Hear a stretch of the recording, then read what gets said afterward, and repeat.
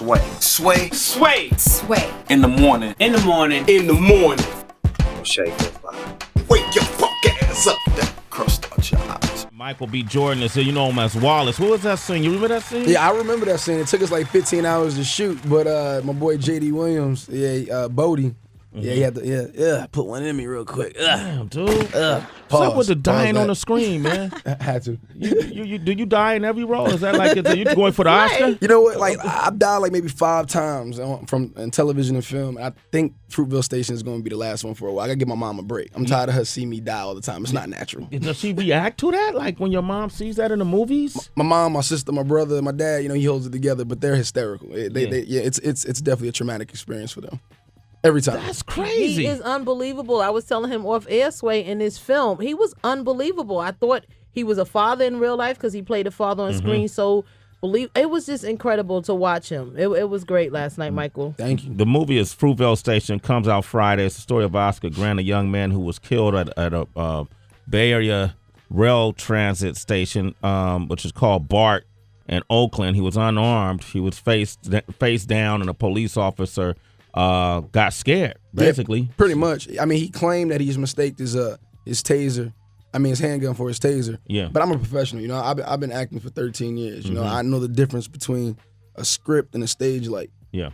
If you're a police officer, you're a professional at what you do. You should know the difference between a taser and a handgun. Different color, different weight, different handle, the whole nine. So I mean, it is. Nobody believes him. Yeah, basically. Nobody believes him. Pretty much. Yeah, all right, we got my man Podgy from Texas on the line. Go ahead, say what up to Michael Jordan, B. Jordan. What's up, Mr. Jordan? What's going on, bro? B. Sway. Good morning. What up, homie?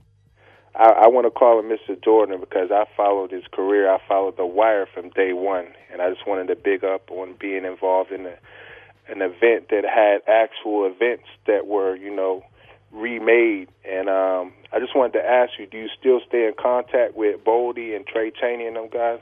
Yeah, man, J.D. Williams, he's like a big brother of mine. We actually we went to this different times obviously, but we went to this graduated from the same high school. He's from Newark, New Jersey as well.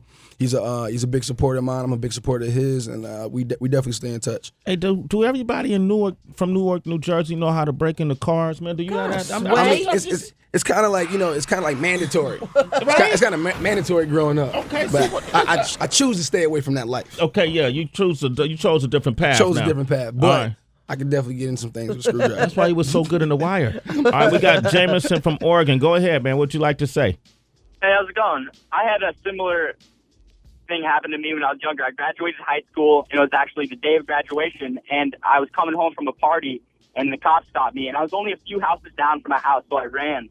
And they were trying to tase me, and I was trying to get away from the taser, and I jumped a fence, and it ended up being like a 30 or 40-foot drop on the other side. Wow. Ooh. And I had multiple surgeries, and I literally almost died, and it changed my whole entire life. And I'm actually pursuing acting now. I'm actually driving back to LA right now. So I've been out in the car for so long, hearing the story and how much it's impacted people's lives. And I just want to say thank you for making a film like this and pushing it out there and letting people know this is happening all over the place, and it's just, people's lives are changing, people's families' lives. My family went through, all those surgeries with me, and I feel like just so devastating on everyone. I just want to say thank you, and you're not unheard, and we appreciate you, pushing forward with this topic. Nah, man. Well, I appreciate your comments, man. I appreciate your story, and you sound not don't take this the wrong way, but you sound like Caucasian. You white boy? Yeah.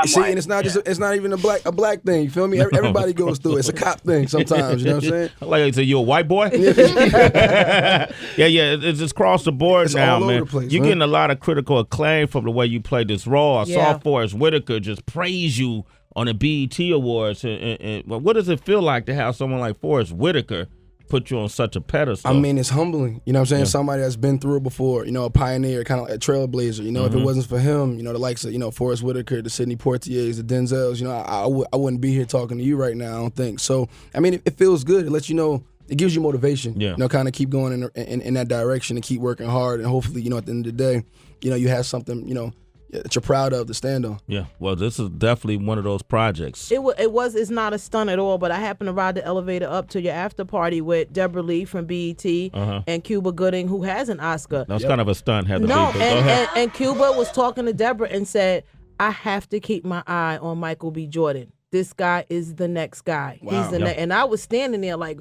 wow, that's huge. And Deborah agreed. Like, you were phenomenal. Thank you so much. Do you have this, like, a lot of younger rappers like to take out the older rappers? Is that how you feel about actors? Like, are you gonna take out Denzel and Wesley and all these dudes? No. I want to embrace it. You know what I'm saying? Okay. Like, I come from the next generation. Okay. You know, I want to represent that. I want to collaborate. You know, I want to learn. That's kind of, you know, that's where I think why I am where I am today is from learning from, you know what I'm saying, the older generation. So like, you know, the likes of Denzel, the Will Smiths, the Leonardo DiCaprio's, Brad Pitts, et cetera, et cetera. It's not just, a black thing. I just appreciate, you know what I'm saying, just knowledge, you know. So somebody who's been there before me that's done it, I'm not, too proud to say that I don't know. Nice. I like this guy. Yeah, Michael B. Jordan, man. Congratulations. What's next for you? Right now I got this romantic comedy that's coming out January 31st. It's Are We Officially Dating? I had to do something lighter. I had to do something that I actually survived through the third act. Yeah. You know, so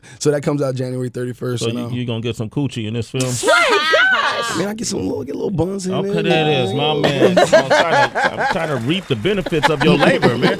All right, thank you for coming by, brother. I appreciate you, problem, Michael B. Jordan. Get to make sure you see the movie Fruitvale Station. That's out this Friday. It's Sway in the morning, only on Shade 45.